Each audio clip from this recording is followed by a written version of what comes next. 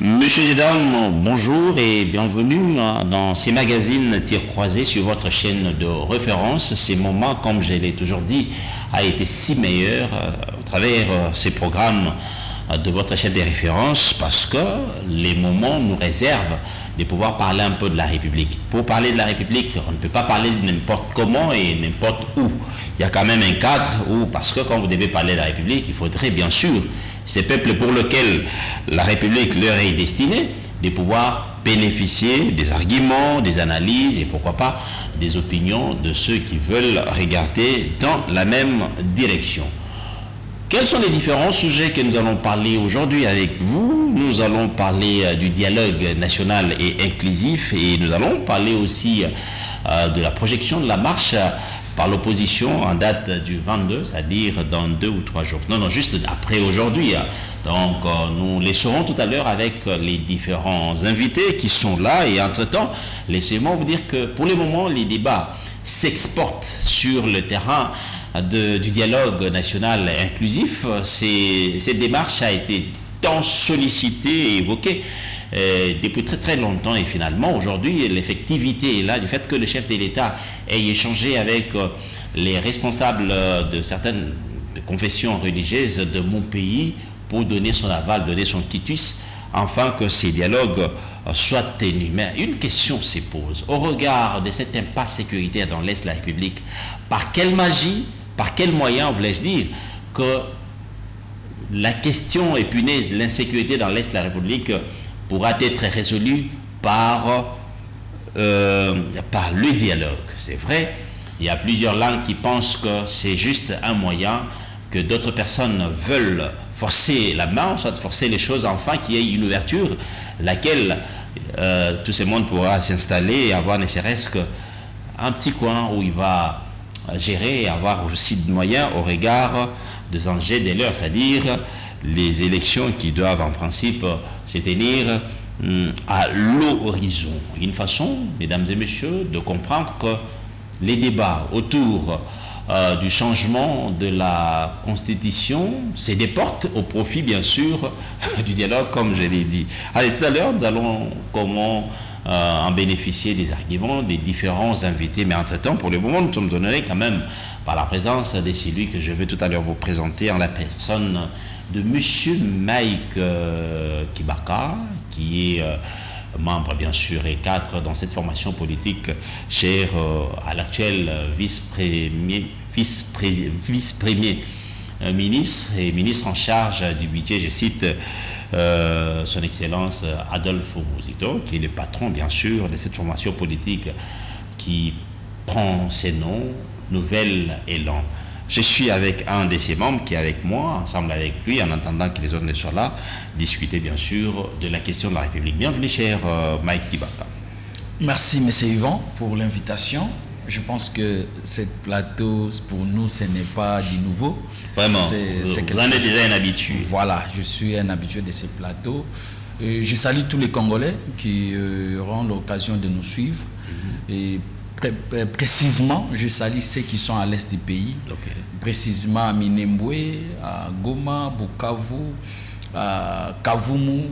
Hier, il y a des amis de Kavumu qui m'avaient appelé pour me dire que non, depuis 3 heures du matin, les Ouazalun et les M23 étaient en fait. Et c'est tout le jour ici qui cette situation met toujours nos compatriotes de ces côtés en difficulté. En tout cas, nous partageons cette même douleur avec eux. Mais les gouvernements quand même, ils travaillent là. Oui, mais le gouvernement est en train de faire les efforts. Là, je vois Maman Judith Souminois, qui est la première ministre, et tous les ministres du gouvernement, Judith Souminois, sont en train de travailler à arrache-pied pour que la paix revienne dans ces côtés. Et sans oublier, je salue aussi mes autorités du parti, comme vous l'avez dit. Adolphe Muzito, le VPM du budget, qui est en train de travailler pour les Congolais. En tout cas, il est en train de montrer que c'est un patriote. Parce que l'intérêt général, pour lui, c'est quelque chose de primordial. Voilà budget rectificatif qui vient qu'il a défendu à l'Assemblée nationale. Aujourd'hui, nous avons 21 milliards, point 8, je pense, de notre budget. Et il a défendu aussi au niveau du Sénat. Donc c'est quelque chose que nous devons vulgariser parce que il y a quelque chose de particulier dans ce budget-là. Parce que le budget extérieur a diminué, mais le budget des ressources propres a augmenté. Donc c'est quelque chose. Pour financer tous les secteurs que nous avons besoin, nous devons avoir des moyens. Donc avoir de prévisions budgétaires et la mobilisation, surtout la mobilisation. Nous devons amener des réformes sur le plan des finances pour qu'on puisse mobiliser et financer les secteurs qui vont permettre à ce que tous les différents secteurs soient alimentés. Voilà, donc sans oublier, je salue aussi le secrétaire général Blanchard Mongomba. Nous les saluons d'ailleurs. Vraiment, Blanchard Mongomba qui est un exemple de la jeunesse. Et nous avons vu comment il a monté. En tout cas, nous les félicitons. Sans oublier, maintenant je vais dire merci aux filles et fils d'Engaliema. Ah ok, là vous faites allusion par rapport à la marche que vous avez organisée dernièrement. Bien évidemment, nous avons lancé l'appel pour soutenir les FARDC et nous avons jugé bon de les faire dans la commune d'Engaliema. Et je ne m'attendais pas que les filles et fils d'Engaliema peuvent répondre à notre invitation comme nous avons constaté. Donc, je suis vraiment honoré, les Ngalois et Ngaloises, pour l'invitation que vous avez répondu. Et ça me va tout droit au cœur. En tout cas, nous sommes ensemble. Moi, je suis là, je vous dis à chaque fois, je suis là pour parler d'Engaliema, pour parler de la République démocratique du Congo, mais précisément pour Ngaliema. Parce que Ngaliema, c'est la commune présidentielle. C'est la commune où nous avons vécu. Vous avez naître. Une commune dans la où vous avez presque comment un aura dans le coin. Je ne comprends pas. Ça dit Ngaliema, c'est la commune qui nous a vu naître. Ah oui. C'est la commune également aussi. Voilà, donc c'est la commune qui nous a tout donné. Malheureusement qu'aujourd'hui, la gestion de la commune n'est pas orthodoxe.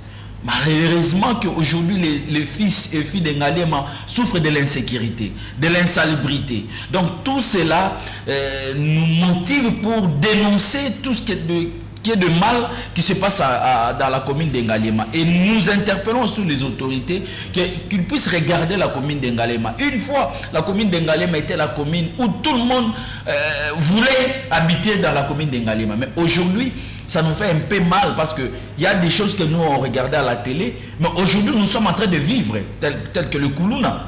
Aujourd'hui, comme notre quartier Kamunganga, Malueka, Maninga, Kaluka, mais le Kuluna, c'est devenu comme quotidien de vie. Donc, nous sommes en train de dénoncer et d'interpeller aussi. Non seulement la commune d'Engaliema, oui. Le reste des communes sont également aussi touchées par... C'est tous les communes, mais ici, nous parlons d'Engaliema parce que vous avez bien dit que moi, Ngaliema m'a tout donné.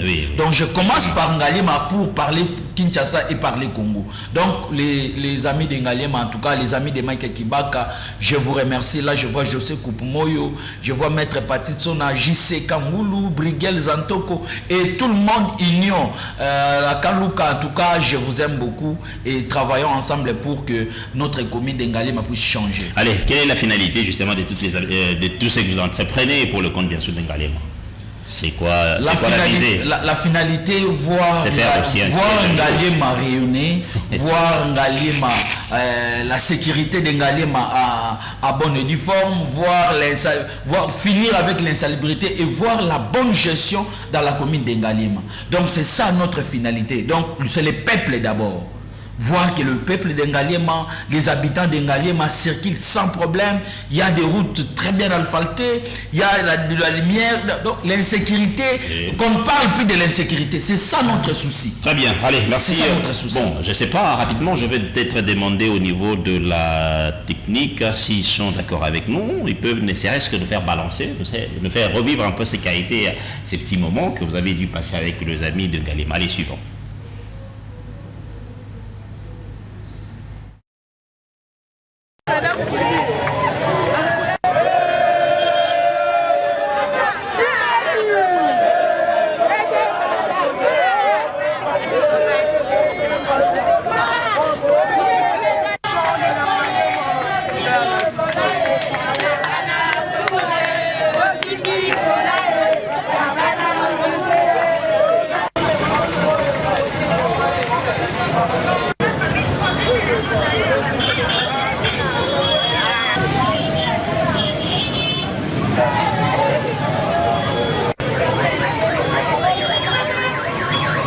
et je pense que awa tozana basi ya basoda, tozana bana ya basoda.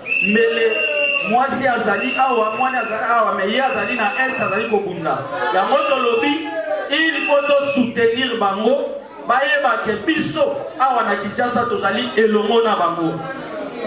Biso awa na Kinshasa tozali ko soutenir bango. Récemment awa, to équipe nationale biso uti na Coupe du Monde.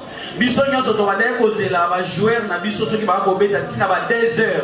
To ko lala te pour total la match. Et bango pe na front, bazali ko la ba joueur, bazali ko bunda et sengel na biso to soutenir bango. Voilà. Donc na lobby ya liboso tozali ko soutenir ba FRDC. Ya mi balé tozali ko promouvoir développement ya commune na biso Ngaliema. Je pense que c'était quand même important. Mais avant d'aborder les sujets qui sont là, allez, bon, il y a d'autres langues qui disent que non, la finalité de tout ça, c'est une forme de propagande déguisée avec des ambitions électoralistes. Non, si vous regardez les objectifs que nous avons fixés pour faire cette marche, c'est d'abord, c'est pour soutenir les FARDC. Et vous n'êtes pas ignorant qu'aujourd'hui, à l'est du pays, il y a des militaires qui sont en train de se battre. Et si ces militaires n'étaient pas là, aujourd'hui, on ne pouvait plus parler de la RDC. Et le Rwanda peut tout faire, mais les FARDC sont là. Et les autres sont en train de mourir. Et ils acceptent de combattre pour notre pays. Et nous ne pouvons pas laisser ces FARDC seuls. Donc, nous pouvons les soutenir. Okay. Le deuxième objectif, c'est promouvoir le développement d'Ngalema. Je venais tantôt ici de parler que la commune d'Ngalema, quand nous on était encore de petits, c'était quand même une commune prestigieuse. Prestigieuse. On voyait les gens quitter Tchang pour venir chercher la maison en Ngalema parce qu'il y avait de la sécurité, il y avait tout. Mais aujourd'hui, nous ne vivons plus ça. Et c'est pourquoi nous avons marché pour interpeller aux autorités que voilà, c'est le moment où vous pouvez faire quelque chose pour notre commune d'Ngalema. Et surtout, c'est la commune présidentielle. Très bien. Donc, ça n'a rien à voir avec les élections parce que je ne sais même pas si les élections seront en 2028. Je ne sais même pas. Même après 2028, de toute façon. Voilà, donc nous sommes en train de travailler pour notre commune. Nous cherchons que notre commune puisse apporter une nouvelle robe. Ok, très bien, merci. Allez, voilà, mesdames et messieurs, nous l'avons si bien dit. Nous allons parler du dialogue national et inclusif. Allez, vous êtes sans ignorant parce que vous avez démarré d'ailleurs ces magazines avec moi. Vous avez quelle lecture par rapport à ces dialogues qui a été assez réclamé, dont le chef de l'État est resté droit dans ses bottes pour dire que non, il veut bien les dialogues, mais qu'il ne sera pas suivant les formats de la CENCOM. Mais finalement, on a fini par voir que non, le chef de l'État s'est prononcé en faveur du dialogue. Vous avez quelle réaction? Mais c'est bon. Moi, je pense que le dialogue, d'ailleurs, nous sommes des Africains, nous sommes des Bantous. Nos différends, nous avons toujours l'habitude de régler nos différends sous l'arbre à palabres. Et l'arbre à palabres, c'est le dialogue. Donc le dialogue est quelque chose qui règle les choses, surtout chez les Bantous.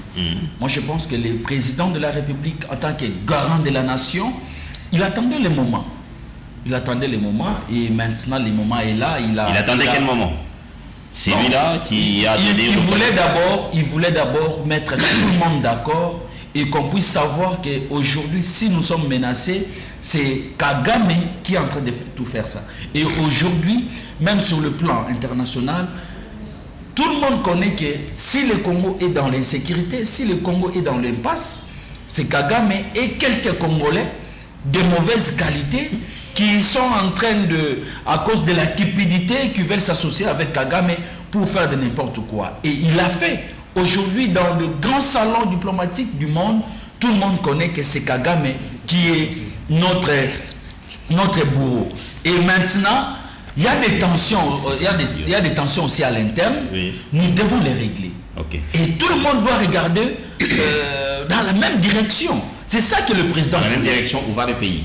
Mais bon, Oui, comment allez-vous réagir? mais c'est bon. Oui. Ici, moi, si je viens ici, d'abord, je suis en train de voir les Congo. Ah, ok. Donc, nous parlons du Congo. Nous parlons également Donc, de la le Congo République. n'appartient pas à Félix Tshisekedi en tant que président de la République. Non. Le Congo n'appartient pas à Martin Fayulu ou à Adolphe Mozito. Non. Le Congo appartient à tout le monde. Donc, aujourd'hui, si nous voulons que notre Congo Les puisse Congos appartiennent aller... à tout le monde ou bien les Congos appartiennent aux Congolais? Il faut bien préciser aussi les choses. Tout le monde, quand je parle tout le monde, c'est aux Congolais. Ok, c'est Donc, bien. aujourd'hui, si nous voulons que notre pays puisse aller de l'avant, notre pays puisse se développer, nous tous, les Congolais, nous devons Regardez tout ça. regarder la même direction et surtout soutenir les institutions du pays. Allez, comment allez-vous réagir par rapport à ce que disent que les chefs de l'État a fléchi suite à une pression de la part de l'opposition qui a eu déjà entamé depuis un certain moment, une série, des démarches pour fléchir justement un peu le pouvoir du président? Non, moi, je ne pense pas que les chefs de l'État a fléchi. Je ne pense pas. Avant l'annonce de ce dialogue, je pense que moi, personnellement, vous me recevez ici en tant qu'opposant. Mais les chefs de l'État avaient appelé aussi les Congolais pour que les Congolais puissent réfléchir et voir qu'est-ce que nous pouvons faire pour notre pays, surtout pour l'agression rwandaise et le développement du pays. Il avait lancé l'appel et tout le monde était là. Mais il y a quelques Congolais qui avaient dit non. Et aujourd'hui, les chefs de l'État veulent élargir pour que tous les Congolais puissent être ensemble et regarder qu'est-ce que nous pouvons faire pour notre pays. Merci. Mais Dieu que les chefs de l'État a fléchi, ça, moi je dis non. Les chefs de l'État en tant que garant de la nation, et d'ailleurs, les chefs de l'État écoutent tout le monde et il est là pour tout le monde. Merci. Donc il est en train de travailler pour les Congolais, il est en train de travailler pour les Congos, pour que le Congo puisse aller de l'avant. Donc le dialogue que les chefs de l'État a accepté, ce n'est pas parce qu'il est en position de faiblesse, non, mais parce que il veut que les Congolais puissent être ensemble, qu'on puisse voir comment nous pouvons finir avec l'agression rwandaise. Très bien, merci. Allez, je vais présenter aussi un autre invité qui vient de compléter le rang. Il s'agit du président Marius Moubalama. Je crois avoir bien prononcé ces mots. Et bienvenue. Bon, les restes, vous pouvez peut-être compléter dans la présentation si jamais je ne suis pas à la hauteur de la manière dont je l'ai fait. Non, Marius Moubalama, vous l'avez bien dit, président national du mouvement Congo de Valeurs. Ok, très bien. Et proche collaborateur du Dr Denis Mukwege. Ah, ok, très bien. Je vous remercie tout d'abord pour l'honneur que vous faites à ma modeste personne. Merci aussi de nous avoir honoré du fait que vous êtes là. Voilà, de participer à ce plateau intelligent d'antenne pour réfléchir notre pays. Parler sans passion, mais avec amour. Notre pays. Cela ne veut pas dire que nous sommes plus intelligents que ceux qui sont en train de nous suivre, mais c'est juste que vous nous avez donné ce privilège d'être ici et partager notre petite connaissance en fait d'apporter notre pierre à la construction de la paix. Vous savez que la paix, on doit la construire. Et dans notre pays, on n'a pas la paix. Il faut que tout le monde puisse apporter sa pierre à l'édifice. Tout le monde puisse apporter la pierre à l'édifice pour la consolidation de la paix. Oui, merci. Je m'excuse également à nos téléspectateurs mais par rapport pour le retard accumulé, ce n'est pas dit à ma volonté. Vraiment, c'est par rapport aussi à certaines réalités. Ok, merci beaucoup. Allez, vous avez quelle réaction? Parce que maintenant, les débats sur le dialogue national et inclusif s'invitent au rendez-vous, c'est-à-dire s'exportent un tout petit peu sur ces terrains. Et entre-temps, les débats autour du changement de la Constitution s'exportent cette fois-là, laissant justement un peu ces cadres pour que nous puissions parler un peu du dialogue. Vous avez quelle réaction? Est-ce que vous pensez aussi qu'une fois on arrivait à tenir ces dialogues, on va mettre fin dans ce qui se passe dans l'Est de la République? Très bonne question, messieurs les journalistes. D'abord, nous, Moukwéguistes, d'emblée, nous avions accueilli avec satisfaction l'annonce faite par l'archevêque Ambongo de l'option prise par les chefs de l'État qui appelle maintenant au dialogue national. Parce que dans notre démarche, le dialogue entre Congolais occupe une place de choix, n'est-ce pas, dans la résolution des problèmes que nous avons au Congo. Et nous, Moukwéguistes, nous avions situé les problèmes dans notre pays à des dimensions. Ok. Quelles sont ces dimensions? Il y a la dimension interne et la dimension extérieure. Oui. La dimension interne, vous savez, on ne peut pas se le cacher. À l'intérieur, nous avons un problème grave de la gouvernance. La gouvernance du régime actuel a failli à ses missions. La mission que j'estime être la mission principale de tout pouvoir, c'est celui d'améliorer le bien-être les conditions de vie, les conditions sociales de la population. Oui. Mais vous savez qu'au Congo, les conditions de vie se sont encore détériorées davantage. On n'a pas accès à des services de base, les infrastructures n'existent pas, l'insécurité bat son plein, la présence de l'État, surtout de l'État du territoire, n'est pas effectif. L'armée, les services de renseignement sont à réformer.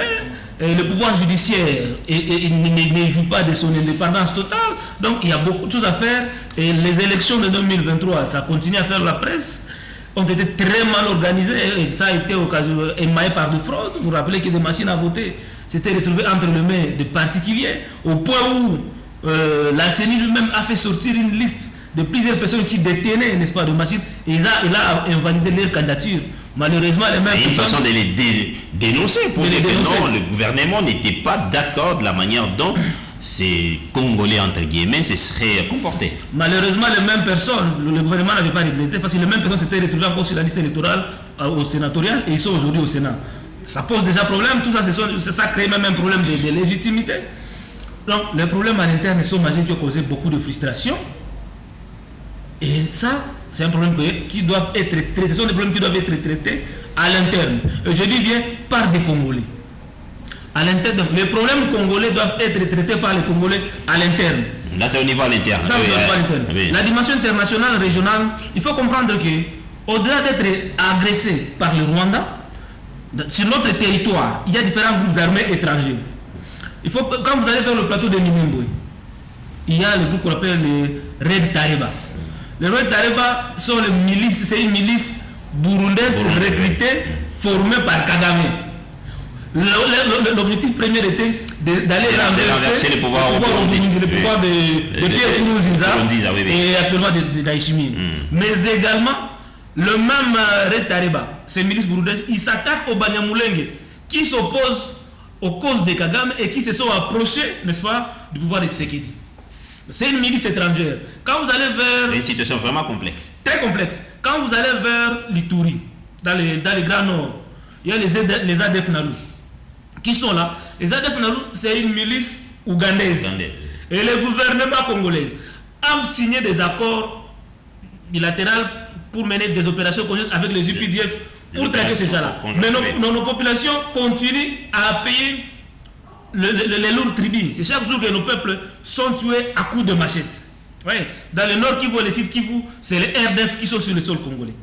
Vous voyez que déjà, dans les dialogues entre Congolais, il est quasiment impossible de s'imaginer revenir sur la voie de la paix durable. C'est pourquoi nous disons, parce que nous sommes d'accord avec le dialogue, nous disons que le dialogue à l'interne est nécessaire, mais n'est pas suffisant pour résoudre la crise dont nous sommes victimes. Là, c'est dans votre entendement, mais au moins, nous avons vu quand même des opposants ici qui n'est géré par le dialogue, qui serait d'ailleurs le meilleur moyen pour pouvoir faire taire les armes. C'est ça que j'ai dit. Penser de cette manière-là, c'est mal diagnostiquer les problèmes que nous avons. Et quand vous êtes malade et que vous allez chez un médecin, il diagnostique mal le problème que vous lui exposez, rassurez-vous que tout ce qu'il va proposer comme médicament risque de ne pas produire des effets positifs. Quand le diagnostic est déjà mal posé à la base, ne vous attendez pas à des solutions pour nous amener à une solution de la paix durable. Il est aujourd'hui établi, quand vous suivez d'abord les différentes déclarations de Kagame, que le M23 AFC n'est pas congolais. C'est un mouvement politico-rwandais, un mouvement dans notre pays. Kagame vous dit clairement, je ne sais pas pourquoi est-ce que beaucoup de gens ne veulent pas comprendre ça, que pour que nous, la RDC, parce que moi, quand je parle au nom vraiment comme Congolais, pour que nous, la RDC, nous puissions, n'est-ce pas, récupérer nos Kivu et Sud Kivu, nous devons d'abord commencer par régler les problèmes de Kagame dans notre pays. Qui peut comprendre ça? Mais nous avons tous suivi ici le président honoraire, ancien président Joseph Kabila, qui parlait sur les aspirations qui seraient fondées de la part de ces mouvements M23. C'est pourquoi je suis en train de vous expliquer que moi je me base sur ce que Kagame dit.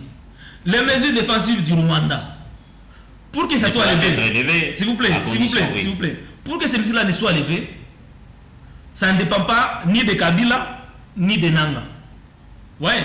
C'est le président Kagame lui-même qui peut donner de l'ordre aux RDF de quitter le sol congolais. Et non pas Nanga. C'est pour dire que Nanga n'a pas de mots à dire sur la force rwandaise qui est sur notre territoire. Toutes les revendications que les M23 portent, ce sont les revendications de Kagame. Kagame vous dit qu'il a des terres. Je ne sais pas par quelle manière les terres rwandaises se sont retrouvées au Congo qu'il a récupérées. Kagame vous dit qu'il y a une certaine communauté qui est marginalisée. Ce sont des fausses alibis que Kagame avance sur la table pour justifier son agression dans notre pays. Il vous dit qu'il y a les FDLR qui constituent une menace pour son régime au pays. Ce sont les revendications de Kagame, ce sont les mêmes revendications que les M23 AFC portent. Oui. Maintenant, dites-moi, vous amenez Nanga, Kabila sur la table.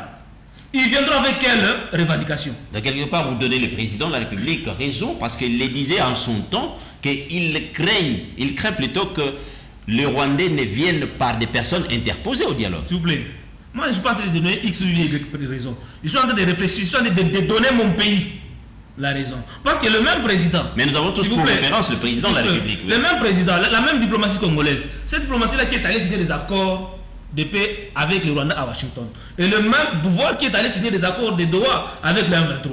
Vous voyez qu'il y a une contradiction. Nous devons rester cohérents. Nous devons rester cohérents dans la démarche. Si aujourd'hui Rwanda est en train de nous gagner des pions, c'est parce que Rwanda dira 30 ans n'a pas changé les narratifs. Mais nous, chaque fois quand nous allons dans des discussions, nous changeons les narratifs. Les narratifs que nous amenons à la télévision, ce n'est pas ce que nous allons signer dans des accords. Oui. Or, ce qui est signé dans les accords, c'est ce qui est pris en considération. À Washington, non, lorsque la résolution a été votée, ça a été voté sur base de quel narratif? Que nous sommes agressés par le Rwanda. Mais quand on va signer les accords de paix de Washington, on a dit quoi? Que le Rwanda a pris les mesures défensives. Ça veut dire que le Rwanda est victime par rapport à ce que nous faisons contre le Rwanda. On s'est contredit. Et c'est pourquoi nous, aujourd'hui, nous, Mukwegistes, nous recommandons au gouvernement, au-delà de s'engager sur la voie de dialogue, que nous saluons aussi, mais à côté d'activer le mécanisme pour que la résolution PC 73 soit mise en œuvre, pour que les RDF et les M23 puissent quitter notre territoire. Et par conséquent, nous proposons, parce que les revendications du Rwanda, il ne faut pas négliger. Nous proposons aussi à ce qu'il y ait la tenue d'une conférence internationale sur la paix en RDC, où tous les pays de la sous-région peuvent se mettre pour maintenant résoudre le problème, afin que la stabilité du Congo puisse aussi bénéficier de la stabilité de la sous-région. Parce que la paix au Congo, en fait, la paix dans la sous-région dépend aussi de la paix en RDC. Souvenez-vous que les M23, avant d'entrer au ils sont venus d'où? Ils sont venus de l'Ouganda. Mais dans les conflits ici, le gouvernement semble ignorer l'Ouganda. Merci beaucoup. Allez, mon ami, vous avez suivi votre co-débatteur. Je ne sais pas vous avez quelle réaction. Les dialogues va résoudre réellement le problème qui mine la RDC. Sur le plan politique, oui, on a vu quand même une sorte de pression de la part des opposants. Et au-delà de ça, sur le plan sécuritaire, vous voyez combien ce qui se passe dans l'Est de la République. C'est tout le jour ici qu'il y a un Congolais qui tombe à coup d'une balle. Merci. Bon, je pense que j'ai suivi mon ami, tout ce qu'il a relevé. Le président de la République avait raison. Quand le président disait que avec qui faire le dialogue, parce que beaucoup de Congolais sont sous-traités par Kagame. Notamment, il vient de citer Kabila, il vient de citer Nanga et Bissimwa. Sont des sous-traitances de Kagame au Congo. Maintenant, si vous dialoguez avec ces gens-là, vous êtes directement en train de dialoguer avec Kagame et Kagame va poser ses conditions à la table.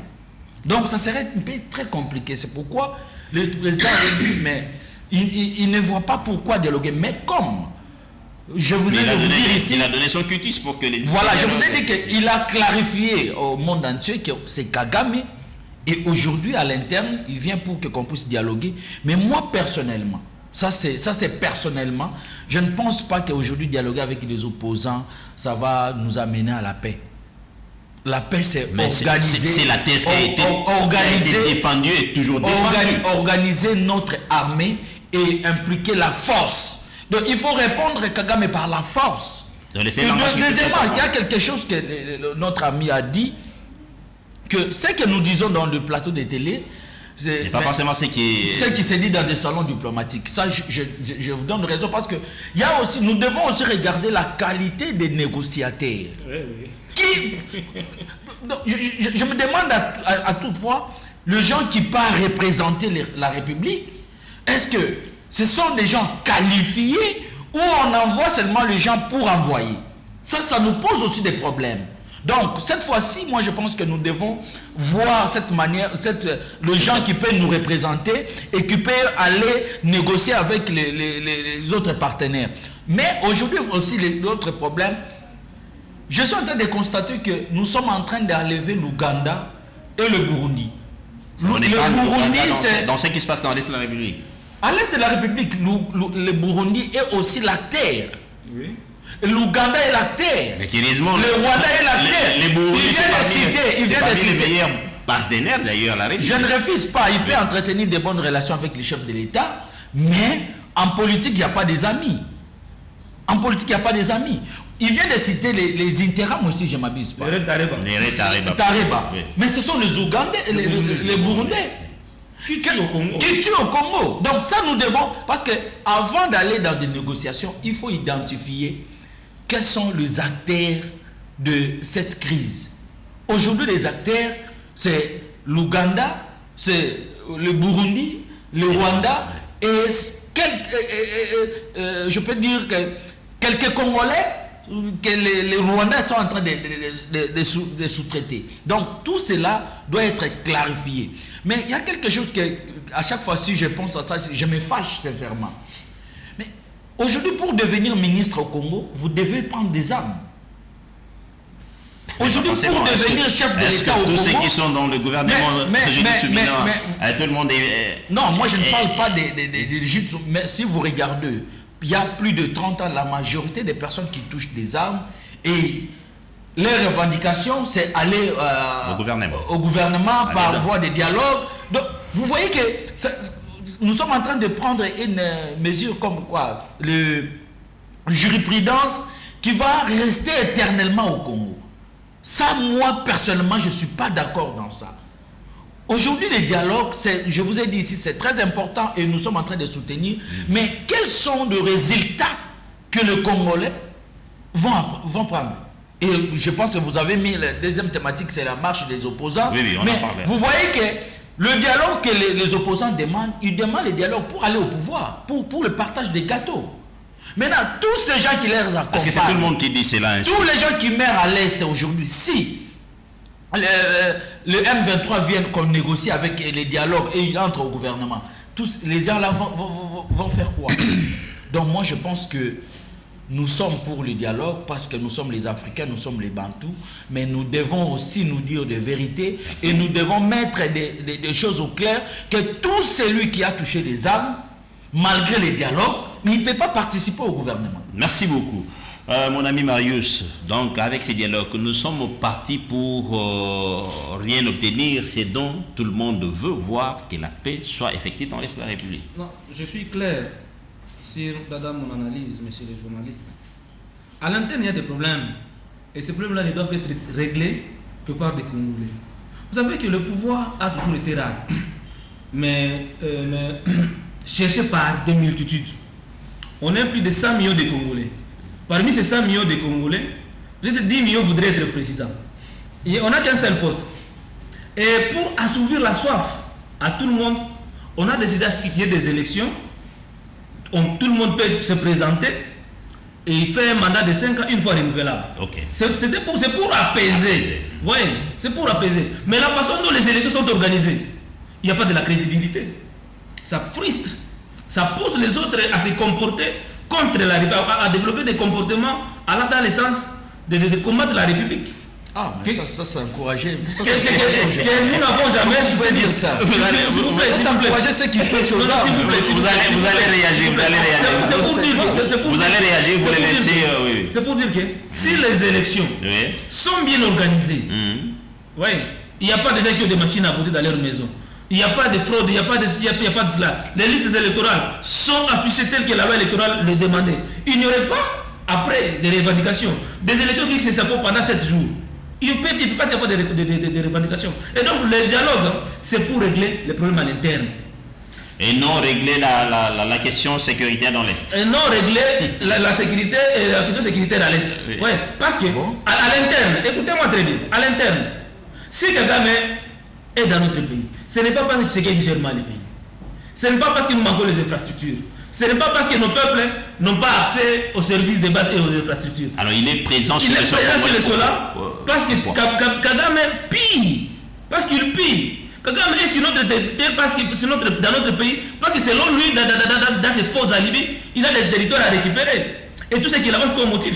Est-ce que c'est ça des questions? C'est dans un dialogue où ça doit être posé? Non.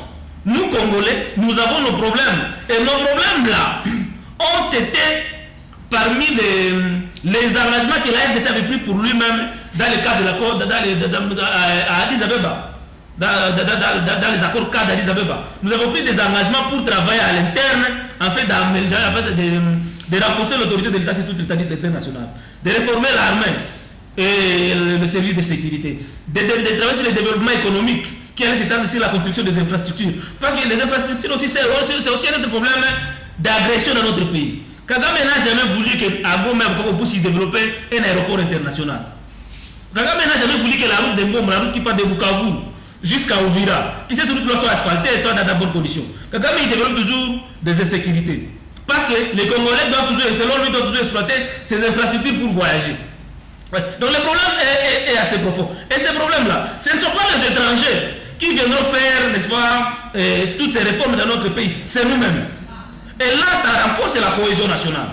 Et quand il y a une cohésion nationale, on sait tous se mettre autour du président de la République et faire face à l'agression qui nous vient de l'extérieur, tel que l'article 63 de la Constitution nous demande. Parce que cet article-là fait que quand il y a une agression qui vient de l'extérieur, que nous tous Congolais, pas opposition, pas majorité, pas catholique, pas les Congolais dans son ensemble, de se mettre ensemble et faire face à l'agression qui nous vient de l'extérieur. Mais aujourd'hui, les débats que le pouvoir a mis en place sur le changement de la Constitution, sur le changement de la Constitution, nous a divisés.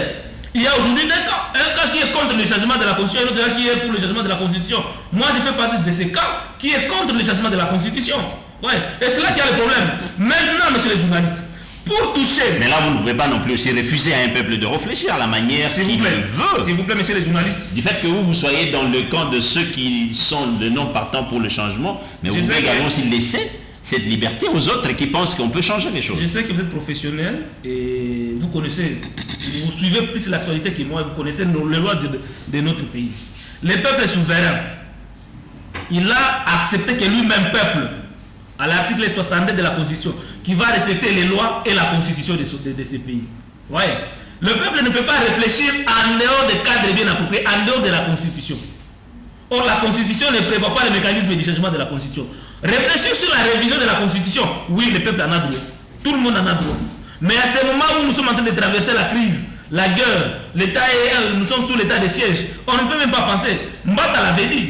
En ce moment où le pays est en train de traverser la crise, penser changement de la Constitution est considéré comme un crime indescriptible. Ça veut dire que tous ceux qui sont en train de chanter changement de la Constitution, selon Mbata, même 20 ans après, ils seront poursuivis parce que selon Mbata, ces gens-là sont en train de commettre des crimes de génocide. Ça c'est André Mbata qui est de religieux sacré aujourd'hui. Lui-même chante de ces changements-là. Ça veut dire que 20 ans après, Mbata sera aussi condamné. Donc, ok, permettez-moi, là, donnez-moi quelques minutes, pour répondre maintenant aux questions de la dimension régionale, en fait d'espérer recouvrer la paix. Nous, moukoguistes, parce que nous ne parlons pas envers, nous ne critiquons pas envers, nous critiquons accompagnés de propositions, de pistes de solutions. Quand bien même nous ne sommes pas un bureau d'études du pouvoir. Très bien. Mais vous faites quand même, vous le faites pour le Congo. Pour l'amour de notre pays. Mukwege est patriotique, il aime bien son pays et tout ce qu'il a fait, il le fait pour le pays. Et toutes les recommandations qu'il fait, il met à la disposition du public. Nous avons proposé la tenue de la conférence internationale. Cette conférence-là permettra à ce que tous les pays de la sous-région, parce qu'il a dit, mon frère, que tous les pays de la sous-région étaient sur la table à Addis Abeba. Parce que l'objectif est de revitaliser cet accord-là. Le Rwanda, l'Ouganda, le Burundi, la Tanzanie, le Kenya, ils ont pris l'engagement de ne pas apporter aucun soutien. Je dis bien aucun soutien aux groupes armés qui évoluent au Congo. Mais vous voyez aujourd'hui l'M23 est soutenu par l'Ouganda parce qu'ils sont passés par l'Ouganda pour venir à Bunagana. Le Rwanda, il est aux côtés. Les rapports, différents rapports de l'ONU ont établi l'accompagnement du Rwanda. Les forces négatives burundaises sont sur notre territoire. Et tous ces pays-là avaient pris l'engagement de développer des coopérations, n'est-ce pas, juridiques. Dans les cas où les milices s'enfuient dans leur pays, ils peuvent les arrêter Et les rapports doivent poursuivre. Parce qu'il a dit ce qui est très important, que tous ceux qui ont pris les armes finissent par devenir des ministres. Pourquoi? Parce que l'aspect judiciaire aussi, l'aspect juridique, on n'y a jamais touché. Et donc cette conférence-là nous permet à ce que nous puissions toucher, nous puissions revitaliser cet accord-là et appeler chaque parti de respecter ses engagements. Et nous aussi, la RDC, de respecter les nôtres. Parce que les engagements que nous avions pris à Addis Abeba allaient dans le sens de résoudre les problèmes que nous avons à l'interne ici. Mais également, la résolution VC73, comme j'avais dit que ça doit accompagner le dialogue, avait déjà tué la M23. Vous vous rappelez que cette résolution-là demandait le cessez-le-feu immédiat sa condition. Le retrait du M23 et du RDF sur le sol congolais et le démantèlement des différentes administrations que Nanga avait mis en place. Mais malheureusement, la résolution est votée.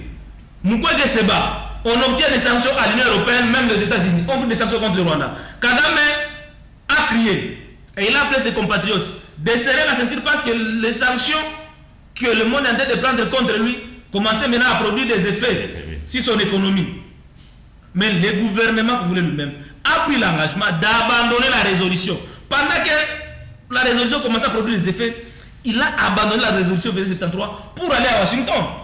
Et Washington, il est allé chercher les narratifs. Aller à Washington, cela voudrait dire que c'est l'abandon total de... Est-ce que vous attendez encore Madame Kaikwamba parler de la résolution?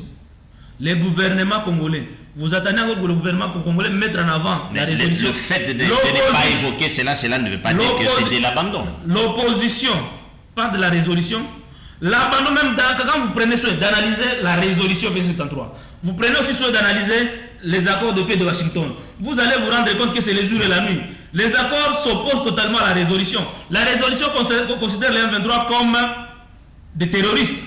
Alors que dans les accords de paix de Washington, on vous dit que pour que les accords de Washington entrent en œuvre, le gouvernement doit trouver des accords avec les terroristes. Quel est ce pays qui négocie avec les terroristes? Les terroristes, on les neutralise. Donc, il y a eu une erreur à la base diplomatique qui a été faite d'abandonner la résolution pour aller perdre l'État à Washington et à Doha. Mais il n'est pas grand tard. Le gouvernement peut encore s'activer pour demander à ce que la résolution soit appliquée. Et l'application de la résolution dépendrait aussi de la diplomatie que le gouvernement congolais peut mener à travers différents pays. Parce que Mukwege a montré l'exemple, il a fait le tour du monde, il a fait le tour de différents pays et ces pays-là avaient pris des sanctions. Mais le président lui-même, rappelez-vous, qu'il a réclamé, qu'il a dit clairement qu'il ne voudrait plus demander des sanctions contre le Rwanda, mais il tendait plus la main à Kagame pour faire la paix du brave. Et tout ce qui a démoralisé, a fragilisé cette résolution-là, jusqu'à ce qu'aujourd'hui ça n'arrive pas à être appliqué. Mais nous tenons à ce que le A23 et le RD puissent quitter notre territoire. C'est alors qu'on peut se dire que non, le problème reste entre Congolais. Merci beaucoup. Allez, on termine avec vous sur ce sujet et puis on va aborder le deuxième sujet.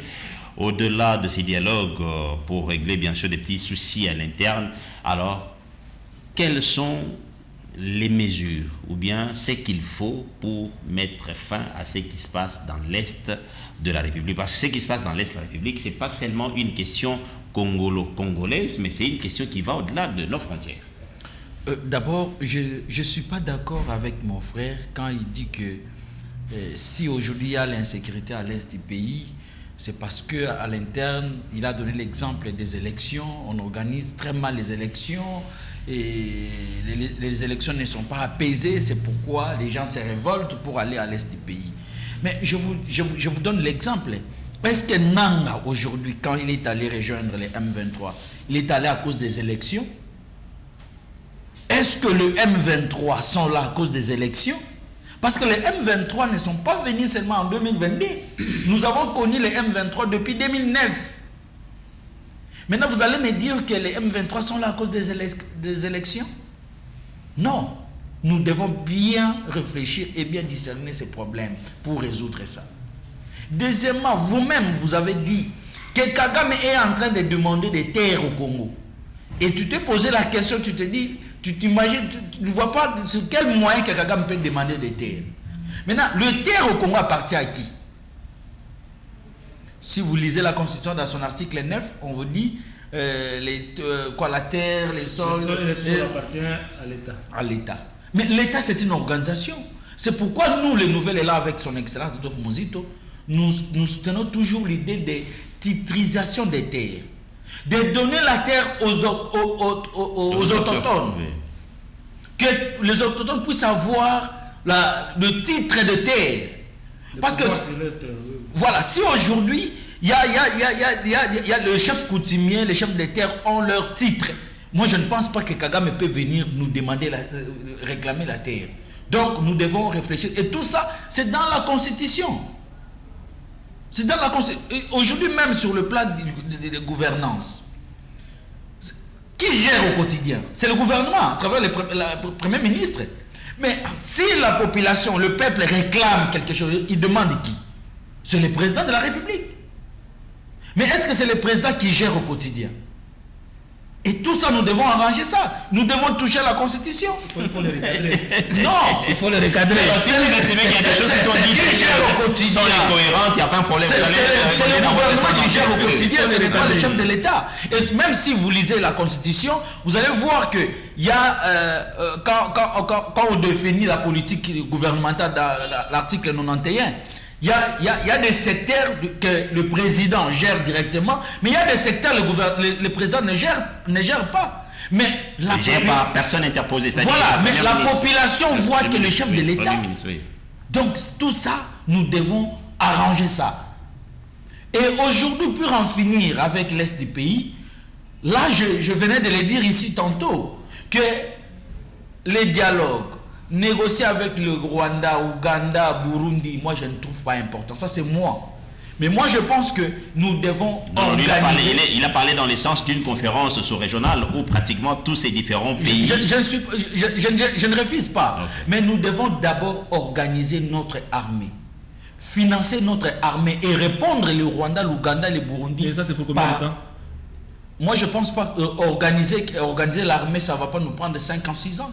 Et dans l'entretemps, on fait quoi mais pourquoi vous laissez-moi avancer? Donc, allez, parce qu'on a organisé notre armée, et je pense que les chefs de l'État et son gouvernement est en train de faire ça. Vous avez écouté, le ministre du budget Adolphe Muzito a dit que d'ici 2035, la RDC peut mobiliser 35 milliards de ressources propres. Et cela va nous permettre de financer l'armée, de financer tous les services que mon ami vient de citer ici, pour que si les services sont forts, et vous allez voir que nous allons répondre à nos voisins ou à tous ceux qui viennent pour nous déranger, ils vont trouver la force devant eux, et là nous pouvons avoir la solution. Mais avec des dialogues, moi je ne pense pas que... On va régler la question. Je ne pense pas. Ok, très bien. Allez, mon ami, on aborde maintenant le deuxième sujet. Parlons des quid de la marche de l'opposition du 22 juillet. Bon, on apprendrait que cette marche n'aura pas lieu. Entre-temps, cette question divise entre les opposants. Vous avez quelle lecture sur la question? Et puis on a suivi plus loin, c'est les C64 qui exigent bien sûr au gouvernement de pouvoir faire la restitution de l'argent de toutes les dépenses faites pour annuler cette marche. Oui, merci. Je disais ceci d'abord avant d'entrer, de répondre à la question. Nos amis de Nouvel Élan sont parmi ceux-là qui sont en train de dérouter les chefs de l'État de sa mission régalienne. Comment ça? Ce sont les gens qui sont en train d'éloigner les chefs de l'État à répondre aux déshydratats de la population. L'éloigner comment? Parce que les budgets... S'il vous plaît, amener les chefs de l'État dans les débats sur le changement de la Constitution, l'amener à se concentrer sur cette question-là. Le chef de l'État le chef de l'État n'est pas concentré au changement de la Constitution. Non, il faut bien vous allez réagir, vous les laissez. C'est amener le débat de la Constitution, c'est pérenne. Il n'y a aucun parti politique qui peut faire la politique sans parler de la Constitution. Ok, très bien. C'est lui qui a la parole. Je n'agite pas. Calmez-vous, c'est lui qui a la parole. Ce sont les gens qui éloignent le chef de l'État de l'objectif. Parce que vous savez, chaque jour qui passe, Tshisekedi est en train de devenir impopulaire. Et cette impopularité vient de gens comme ce parti Nouvel Élan. Ce débat ici, je vous ai dit que le débat sur le changement fait Tshisekedi à comment on appelle le plus grand diviseur commun. Il y a Congolais. Au lieu que Tshisekedi Azala. Les Michel peut s'enfoncer. Oui. En lieu que Tshisekedi soit fédérateur autour de lui, ces débats qu'ils sont en train de soutenir, ils nous divisent davantage. Or, en ce moment ici, la question sur le changement de la Constitution doit être mise à côté d'abord. et que le président Tshisekedi se focalise sur la crise sanitaire, Ebola est là. Il faut faire attention, mon frère. Ebola est là. Crise sécuritaire et la crise humanitaire. Vous êtes à Kinshasa, vous ne comprenez pas. Hein? Il y a des gens qui ont fait 30 ans. C'est depuis le nazisme qu'ils sont agressés. Ils sont devenus des nomades. Aujourd'hui, ils sont ici, demain, ils sont là-bas et tout. Et ça fait, mon cher. Autre chose, pour revenir à la question, je ne vais pas entrer trop dans ce débat-là. Sur la critique. Vous savez, nous ne sommes pas, nous, Moukoguistes, nous ne sommes pas de la C64. Oui. Mais nous sommes vraiment, nous sommes acquis, n'est-ce pas, aux revendications citoyennes de l'opposition, comme celui de la défense de l'ordre constitutionnel. Nous sommes acquis à ces revendications-là et nous pensons que ce n'est pas le moment de changer la constitution, tellement, surtout que le changement n'est pas constitutionnel. Vous les laissez, vous les laissez. Vous allez reprendre la parole. D'ailleurs, c'était même pas ça les débats. Les débats d'aujourd'hui, c'est pas autour du changement de réforme constitutionnelle. Ici, nous sommes plus dans les dialogues. Il faudra trouver un bon cadre. Hein. Il n'y a pas de problème. Ça, on doit revenir, il y a un problème. Mais du moins, que la population puisse savoir le moment. Vous avez dit que ce n'est pas le moment. Quel est le moment? Il n'y a pas le moment du changement de la Constitution. Vous n'avez pas des arguments sur les réformes constitutionnelles. On peut parler clair avec la population. Il y a des arguments. Vous les laissez parler. Vous n'avez pas des arguments. Vous les laissez parler. Mon ami, sinon il va le faire aussi quand il s'agira de non, votre c'est les tour. débats. Oui, bien sûr, c'est les débats, oui. Pour les satisfaire, je disais qu'il n'y a pas le moment propice pour changer la Constitution. Mais on peut parler révision pendant la période de stabilité. Pendant où on n'est pas dans la guerre, il n'y a pas d'état de siège, là on peut parler révision et modification. Mais parler changement, non. Pour revenir à la question, je disais que moi je ne suis pas de la C64. Mais nous, Moukoguistes, sommes acquis aux revendications citoyennes portées par l'opposition, comme c'est là, celui de défendre l'ordre constitutionnel. Jusqu'à présent, je pense que cette structure-là a été créée pour défendre l'ordre constitutionnel et non pas pour les dialogues. Ouais. Et j'ai comme l'impression que les dialogues emportent beaucoup plus maintenant l'opposition que la question liée au changement de la Constitution. Ouais. Et selon moi, je pensais que la structure pouvait maintenir la marche pour dire non au changement de la Constitution et appeler le président Tshisekedi à proclamer officiellement que non, le changement de la Constitution n'est plus au rendez-vous et il instruit l'ordre de l'Assemblée nationale, au Sénat, peut-être aussi à la Cour constitutionnelle, de retirer la loi sur la loi référendaire, la loi portée par Gondankoui. Et là, ça crée quoi? Ça crée la cohésion à l'interne. Et ça nous permet de regarder tous sur une même direction. Mais tant que les projets sur le changement de la Constitution continuent d'être maintenus, je pense que ces cadres devront aussi rester éveillés. Ouais. Cette structure-là n'a pas été créée, comme je l'ai dit, pour le dialogue, mais plutôt pour défendre l'ordre constitutionnel. C'est deux missions différentes. Mais qu'est-ce qui fait que non, ils se sont divisés? On ne sait même pas si la marche de demain aura lieu pendant que nous suivons. Il y a même une partie, une frange. Moi, j'ai compris actuellement qu'il y a deux courants dans l'opposition. Ceux qui veulent qui campent sur la marche. Il y a un courant qui flirte avec les agresseurs. C'est le cas du...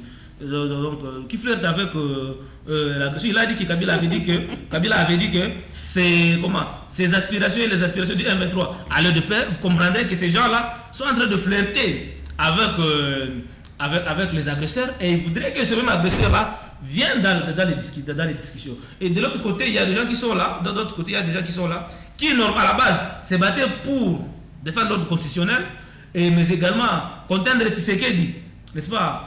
À travers mieux, parce que à travers mieux pour nous revenir sur la voie. Mais déjà quand vous demandez à quelqu'un de quitter les pouvoirs, c'est quand est-ce qu'il aura encore le temps pour faire mieux? Donc ça veut dire que ces gens, ils ont constaté l'incapacité du régime actuel, n'est-ce pas, de résoudre les problèmes. La démission du chef de l'État est constitutionnelle, c'est prévu par la Constitution. Mais cela va profiter à qui si jamais? Ce n'est pas qu'ils réfléchissent en dehors de la Constitution. Ils réfléchissent dans le cadre constitutionnel. Ouais. Parce que jusque-là, on est en train de tourner à rond.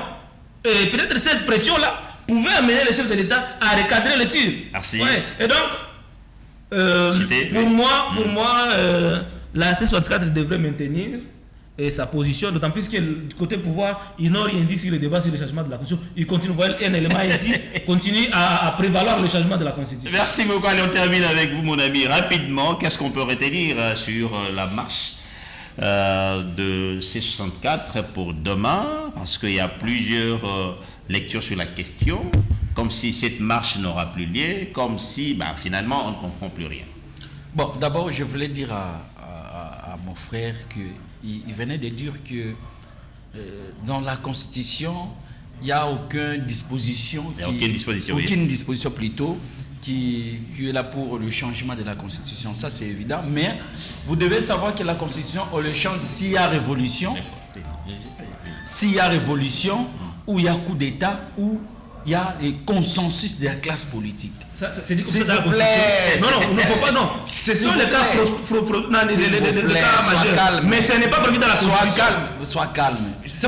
Je n'ai pas dit que c'est là dans la Constitution. Voilà pourquoi j'ai demandé à ce que vous puissiez voter pendant qu'il lui parlait. Sinon, il y a une possibilité. Si aujourd'hui la classe politique se décide pour le changement de la Constitution, ça sera le coup d'État constitutionnel. Non, ce n'est pas un coup d'État constitutionnel. Ça sera un coup d'État constitutionnel, d'autant que quelqu'un d'autre pouvait prendre le président de l'État. Mais non, mais c'est raison. Et donc, ils étaient dans l'opposition, donc ils s'est contredit. Mon frère, je vais vous dire encore une chose. Si, je ne sais pas si vous êtes dans un parti politique avec Mukwege. Je sais pas. Non, Mukwege n'a pas de parti politique. Voilà. Évidemment. Ils sont proches par rapport à son courant politique. Voilà, merci beaucoup. Bon, merci. Mais je vais vous dire quelque chose. Un politique qui ne fait pas de débat ou qui ne réfléchit pas sur la Constitution n'est pas un politique. Parce que vous avez une vision. Et cette vision doit correspondre à la Constitution. Donc, à chaque moment que vous venez, vous devez apporter des réformes constitutionnelles. Mais quand s'il vous plaît, monsieur, quand vous refusez que les gens réfléchissent sur la Constitution, ça c'est nous imposer. Donc vous êtes là, c'est nous imposer. Il n'y a pas de différence entre vous et le rebelle de Dieu. Vous voulez dire que les Congolais ne peuvent pas réfléchir sur la Constitution? Vous êtes en train de vous révéler méchant. Vous êtes en train de vous révéler contre la Constitution. Je peux reprendre ça la parole. Laissez-moi s'il vous plaît. 30 secondes. Je voulais d'abord féliciter un Congolais qui est en train de bien travailler son travail. C'est le DG de la SNEL, Teddy Luamba.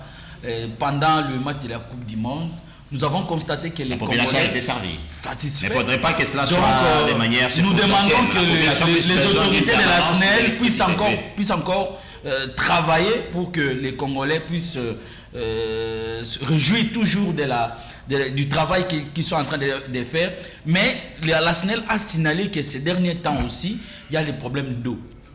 Oui, on a parlé d'eau, il faut qu'on arrive à... Donc si vous voyez un peu de coupures, c'est parce que le fleuve a un peu diminué. C'est bon, nous sommes pendant la période mais les travail où les eaux ont baissé. En tout cas, nous félicitons les autorités de la SNEL.